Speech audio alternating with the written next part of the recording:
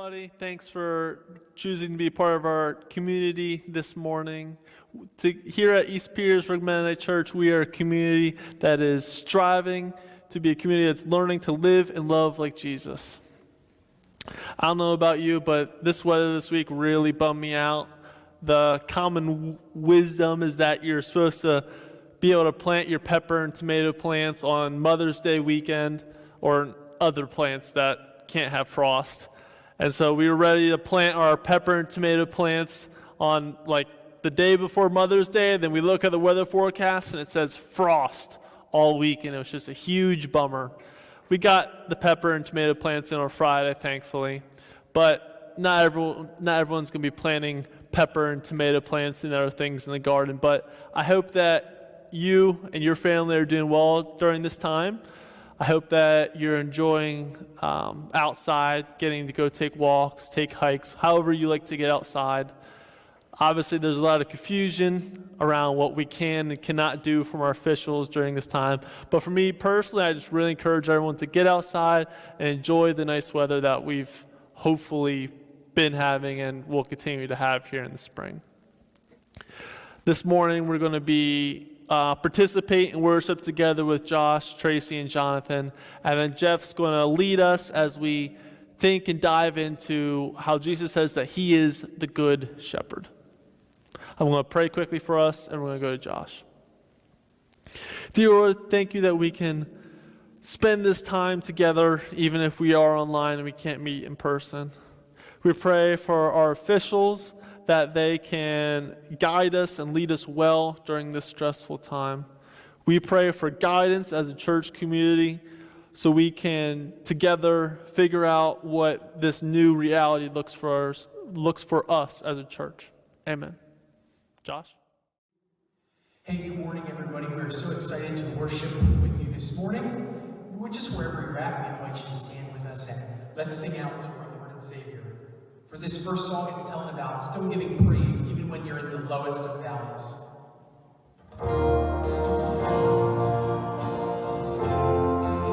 He is always worthy of our praises.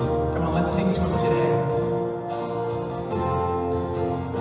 I count on one thing, the same God who never fails will not fail me now. You won't fail me now in the waiting. And the same God who's never late is working all things out, working all things out.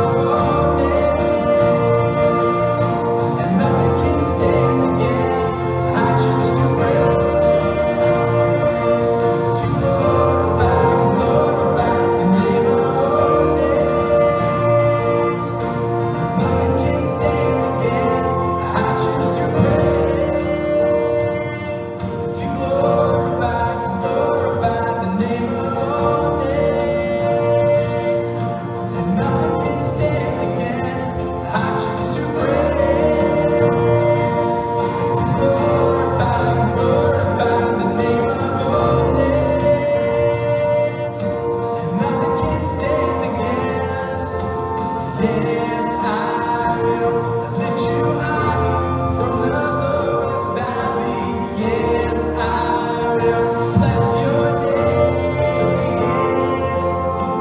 Yes, I will sing for joy when my heart is heavy. All my days.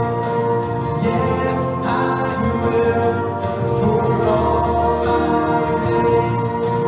Yes, I will for all my days.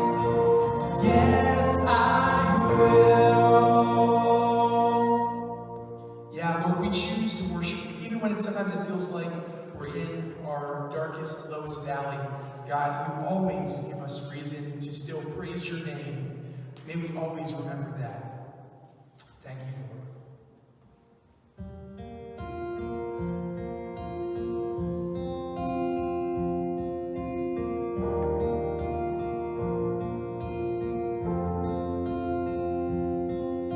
Higher than the mountains that I face, stronger than the power of the grave, constant in the trial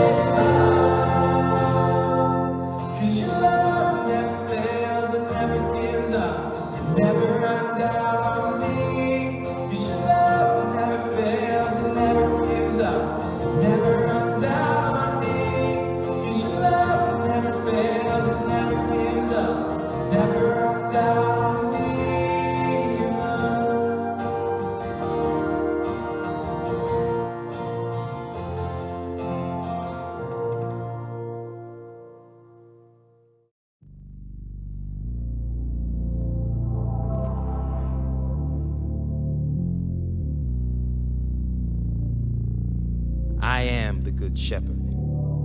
The good shepherd sacrifices his life for the sheep. A hired hand will run when he sees a wolf coming.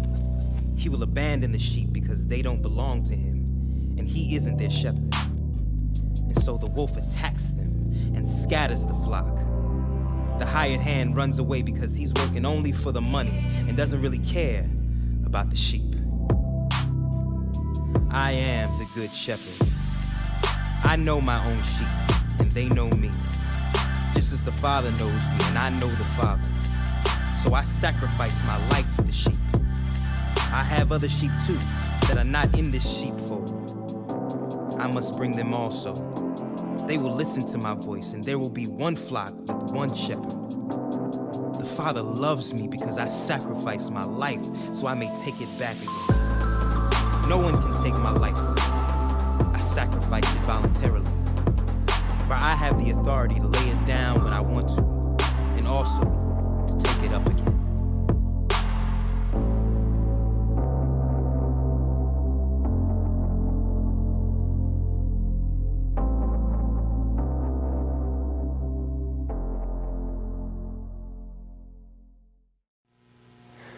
Again, if you have just tuned in, thank you for prioritizing this time together. I'm Pastor Jeff.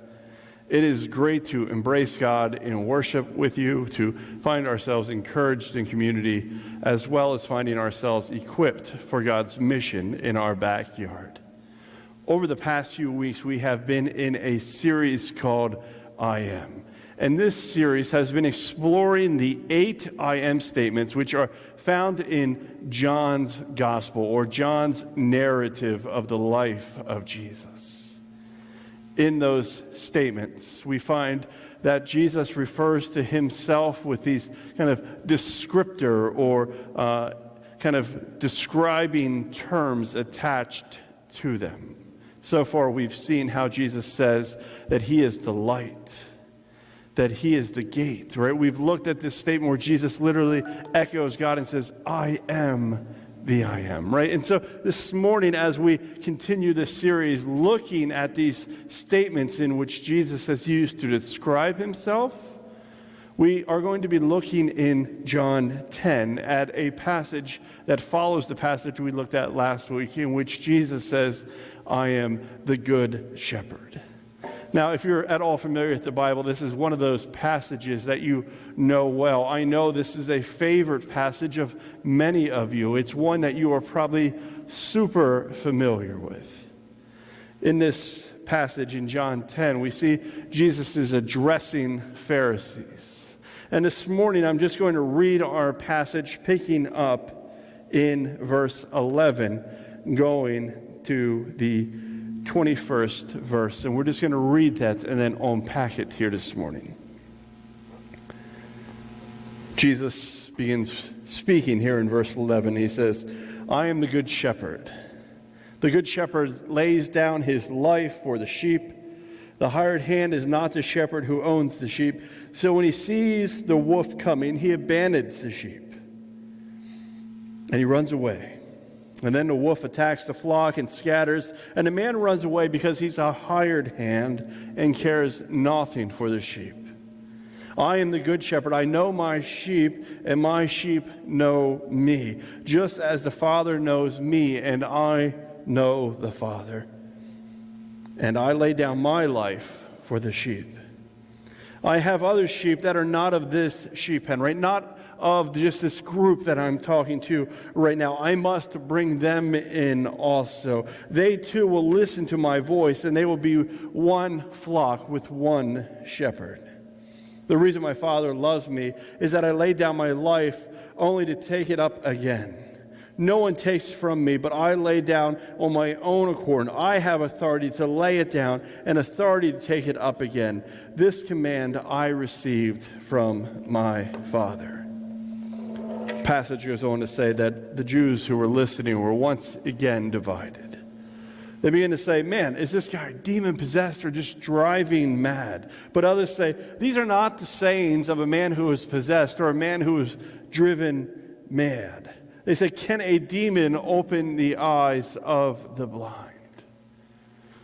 This morning, as we look at this passage, we acknowledge that in this story, in many ways, God's people at this time were looking for what we might call restoration. But Jesus, on the other hand, was in the ministry of what we might call reconciliation. Restoration is the act of restoring something back to a former place or condition, helping it rediscover its former glory. However, reconciliation is slightly different. Reconciliation is the act of finding a way to take wrongs in a relationship and make them right. It is the process of ensuring an establishment of agreement. The Pharisees were preaching a message and a hope of restoration, that God would take Israel and he would restore it back to its former glory. He would make them something everyone looked at. There would be just blessing pouring out. There would be a king that would be godly. And this is what drove them. And because of this, they missed, and because of other things as well, they missed the reconciliation, the work of reconciliation that Jesus was working towards. Now we should take note of this, if I can tangent here just for a minute. Because often we want things that we love to also return to their former glory. Churches want to return to their former glory the ways that they were many years ago. And people in trial, right, people in the middle of trouble can't wait for things to go back to normal.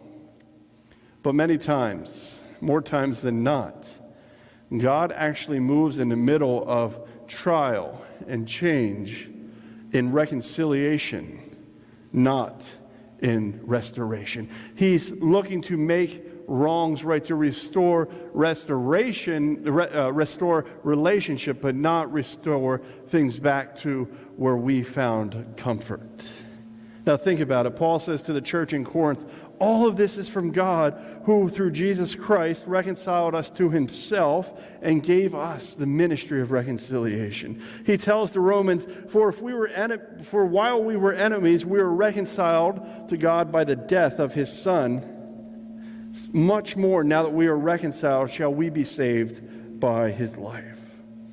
Paul tells the Colossian church something very similar. He says, the church that Jesus Christ came to wasn't one that was to be restored, but to be reconciled to all things.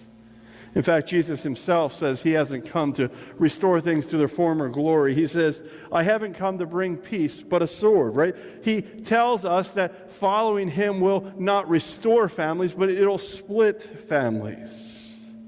Our work and heart as followers of Jesus must be led by the ministry of reconciliation in broken moments and not a quest for restoration. We don't fix the church and bring it back to where it was, and we don't fix life back to pre-pandemic days.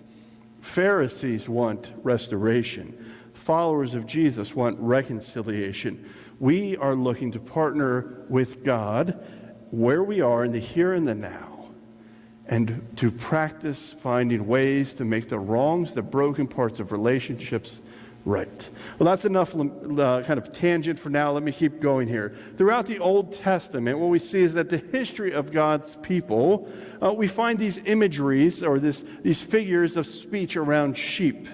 Often, they are always used with significance representing that God is the good shepherd and that Israel, or God's people, are the sheep. In fact, in Ezekiel 34, we find that the prophet Ezekiel has been told to go to the leaders and the kings, in which God calls actually the bad shepherds, and he tells Ezekiel to go to them and to deliver this charge to them, a charge that is that as shepherds of Israel, listen to this language, as shepherds of Israel, they're only caring about themselves. And he says, shouldn't shepherds, those who are in positions of authority, care about the flock? And it's a beautiful imagery of what kings should actually look like. It's not that kings are bad. It's a beautiful imagery of what they should look like.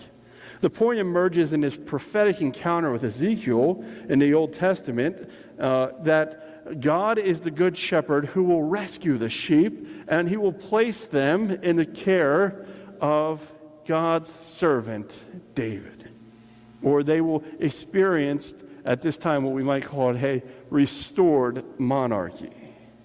The lens of this restored country is the lens that has shaped generations of God's people by the time this John 10 encounter comes along. It is the paradigm at the core of the Pharisees. Right? It's how they see the world, and that is why they can't see or understand, as we saw last week, what Jesus is saying.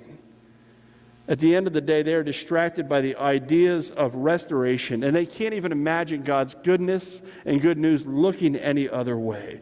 And because of this, they miss out on the chance to be reconciled to the heart, to the work, and the kingdom of Jesus. As I said last week, this passage is really connected to John 9. You really can't read John 10 without reading the context of John 9. This story and the part of the story that we looked at last week kind of all are one big encounter. When we read this scripture in light of John 9, in light of what happened with the Pharisees who have seen this man healed by Jesus, this man who was born blind, they begin this investigation process. And we see that through John's narrative and Jesus' words, Jesus is really positioning people around them and the reader to understand the Pharisees as thieves, robbers, and strangers. We saw Jesus lobby these claims against them last week, and as they encounter the blind man, as they ban him from the synagogue, we saw that they truly did not understand their role as shepherds. Instead, they saw themselves, and they demonstrated how they understood, right? Their actions showed that they only could see that their interest was the most important. The only thing at the core of their heart was their position, their authority, the things they wanted, their own interest. And we see that with a sharp contrast to how Jesus ministered to the man who was born blind. We saw last week that the Pharisees continued to not understand what Jesus was saying. They did not have the capacity to grasp it. It wasn't that they misunderstood the idea of sheep and shepherds. They just saw themselves in the role as the good shepherd. They saw themselves as tasked with being mirrors of God's good shepherding to God's people, the sheep. What they could not understand in their spiritual blindness is how, in fact, Jesus' story, in his story, they were the thief, the robber, and the stranger. In the second half of the story, Jesus calls himself the Good Shepherd, and he introduces two new characters to it, right? Before we had the gatekeeper, we had the robber, the thief, the stranger, right? In this story, now we see Jesus introduces, as he says, I'm the Good Shepherd, us to the wolf and the hired hand.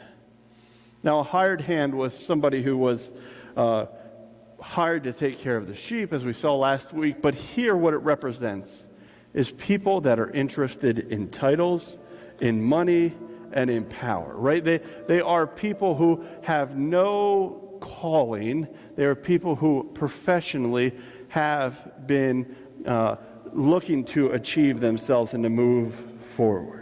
And then there's also a wolf, right? Those who weave in and pretend to be sheep for the sake of attacking sheep. In this time when wolves would come into a flock, a lot of times what we'd see is they would sneak in and pretend to be part of the flock and destroy the flock from the inside, right? And these two images are important for us to realize, to understand what Jesus is saying here. Jesus' language is doing more than just calling the Pharisees on the carpet.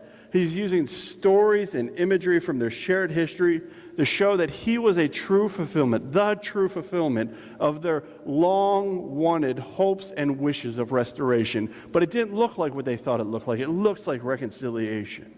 He was showing how far his people had actually moved from God, and God was busy moving towards reconciliation for them. And this was the reconciliation they were hoping for. No, not a return to a monarchy, right? There wasn't going to be a king put into play, but it wasn't a certain economy that they had hoped for. Rather, at the end of the day, just like the prophet Ezekiel, we see Jesus shows us that he is the one who alone can meet the needs of the sheep.